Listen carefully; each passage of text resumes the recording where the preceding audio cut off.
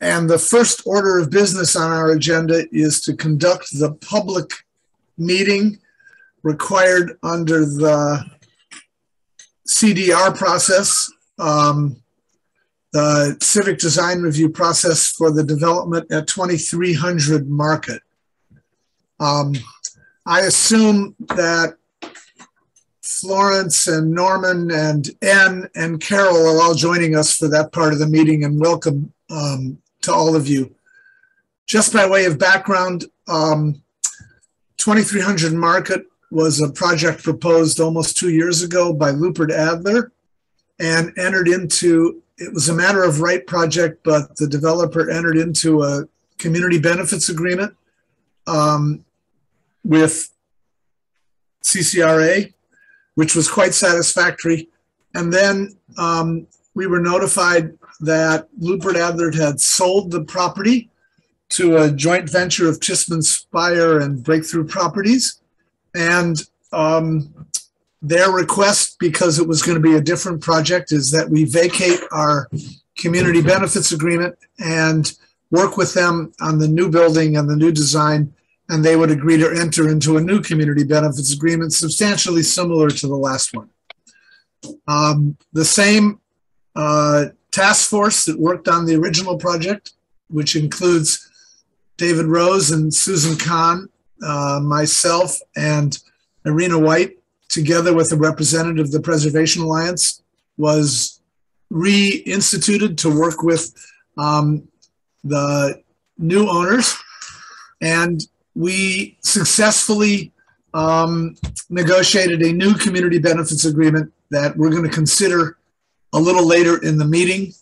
I will speak for the task force and tell our guests that we are very, very pleased with the new project and very, very pleased with the new community benefits agreement and the cooperation of the developer in doing design and redoing design that preserves a substantial amount of the historic buildings, as well as bring a new vitality to that block of the neighborhood, which we were looking for, has been well received by the task force.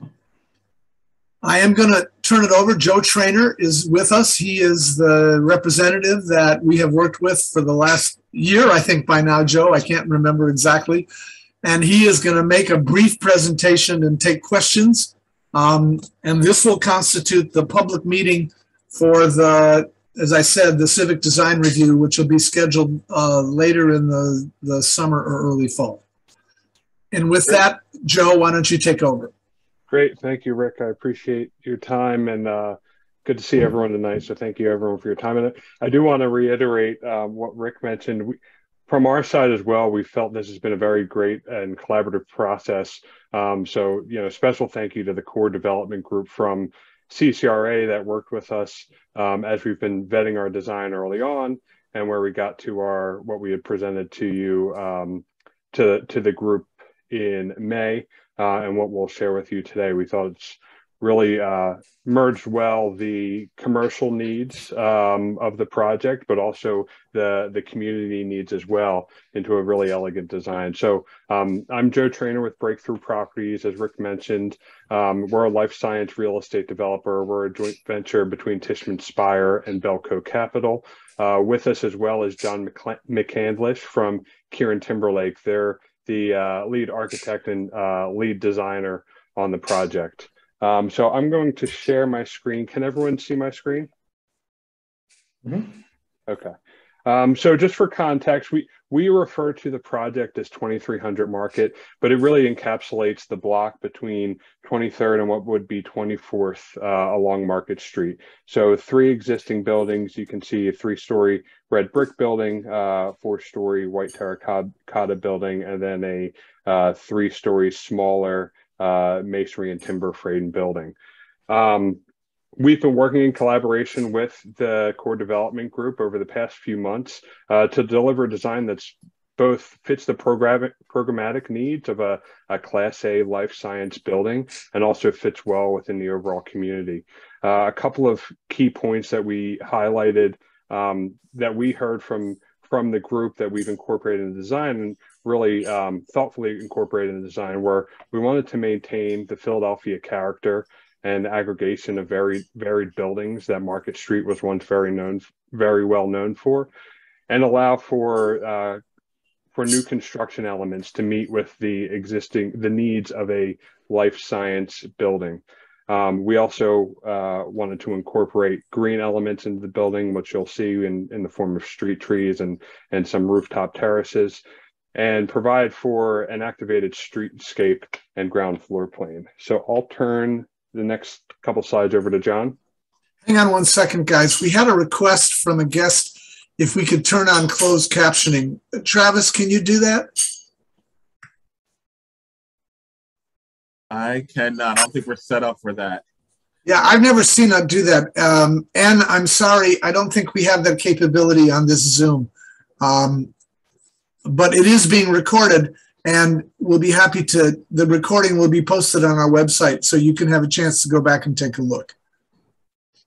Go ahead, Joe. Great.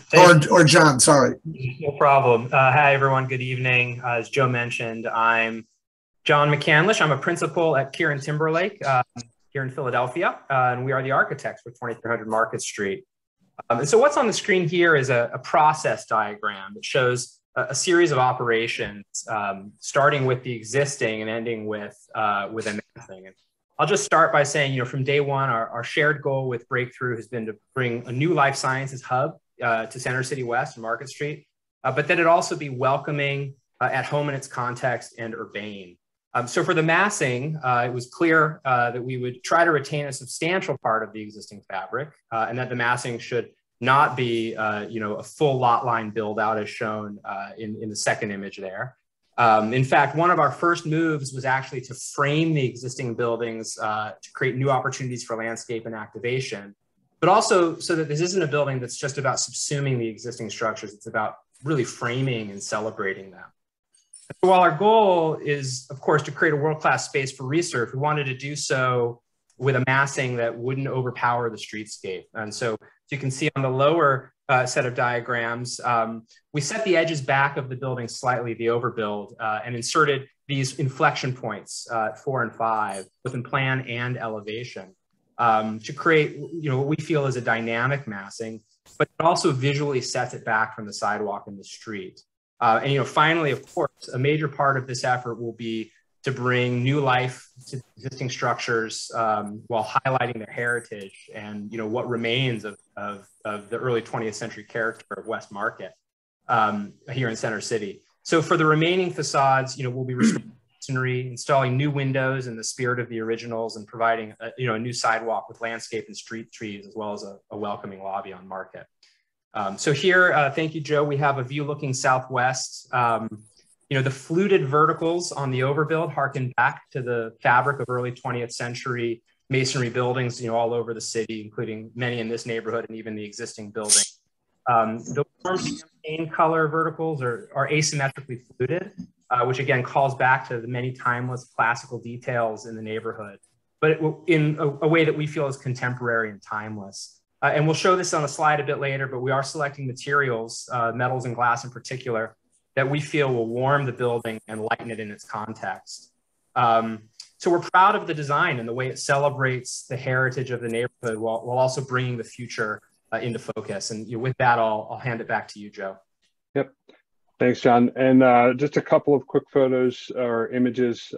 This is the existing elevation along Market Street. One of the things we heard in our first design meeting, and I think I have to give credit to David Rose coining the toothiness. What was of interest to the group is, along Market Street, this toothiness of, aggregation of different building types, structures, and heights. So we really took that to heart as we developed the design. You can see here, we maintain that part of maintaining the existing brick building, the white terracotta building facade, and then setting back a 2-story volume where the old smaller timber frame building was. So as you walk along the street, it really creates an active environment where you have this aggregation of different material types and interests along what would otherwise be a fairly long block. And I would point out, Joe, that we agreed that the building to the farthest west could not be preserved given its condition.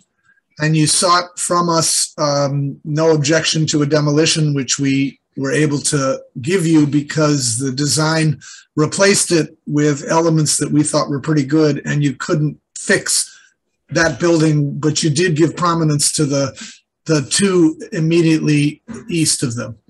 Yep.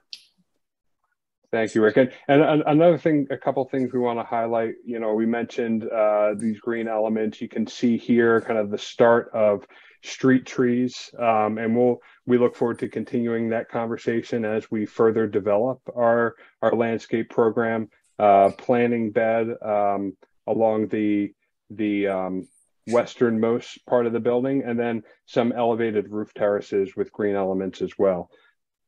It's something that's often, you know, overlooked but very sought out in an urban environment. This is our ground floor plan. We had mentioned that we wanted to have an active streetscape. So part of that, there's architectural elements in terms of opening up the existing red brick building, bringing it back, actually bringing the windows at the first floor back to its original condition, which eliminates some sills and opens it up. And then also having an active open lobby. We really see the lobby and cafe lounge area as a place to gather for our building tenants, for the life science community, for the local community group, and really creating an open and active environment. Again, this is a view of the building, a rendered view of the building, looking east, and you can see again the interest in creating greenery, the juxtaposition of the new building with the existing buildings below, and how that the fold and the massing and actually the separation of those of the new building gives the existing buildings their space and respect, so they don't feel buried, and really highlight the building and really develops an overall strong character. Don't leave that slide for a second, Joe. Would you go back to it? The committee was quite interested in the street feel, the pedestrian level feel from Aramark, which is the building on the right, through this building to the new Morgan Lewis headquarters building, which is the building to the east of this, and then to the proposed 2100 Market Street building being developed by Brandywine. And we have community benefits agreements with the buildings at 2100 and 2200 Market. Having a one here gave the task force substantial comfort that our goal of making this side of Market pedestrian friendly and alive was being well served by this building as well as the other two, which we've already negotiated. That was certainly a major consideration in the task force's thinking process as we move forward in the design development. Thank you, Rick. And then this is just an image of some of the proposed materials. And again, this doing these meetings virtually doesn't always give it justice, but to give you an intent of what we're thinking in terms of the material of the new build above. So glass with a fluted metal panel in a color that is light, so it doesn't make the overall block feel too dark, especially being between the Aramark building and the Morgan Lewis building, but also allows the existing white terracotta facade to stand out. And that wraps up the presentation. We wanted to keep it brief. Again, we appreciate everyone's time. We're really excited about the location. We're excited about the development. I can't be more thankful of the core CCRA groups collaboration on this. I think we ended up with a design that was stronger because we've been able to take feedback from the local group. We're excited to continue to revive this stretch of Market Street, as Rick mentioned, with the development, the Morgan Lewis building between 22nd and 23rd, the planned Brandywine building between 21st and 22nd, and this building as well. Really a strip of Market Street that really was in need of revival, and we're really excited to take part in that. Thanks, Joe. I'm going to open it for any questions, but I want to make a couple of points about the community benefits agreement.